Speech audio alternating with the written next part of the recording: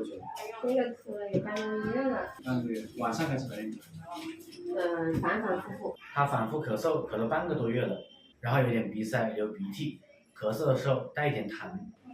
是过敏性咳嗽的。但是他是反反复复的呀。他出汗多就会这样。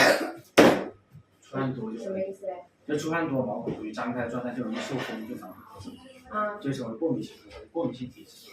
他就是对，他是过敏，他反正是每一次感觉他好了，打个2、3天又来了。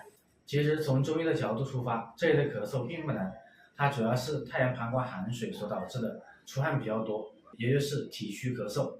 他现在就是前天晚上咳一晚上，但是我们去吃了那个西药，好了多了，但是我怕他等一下又反复。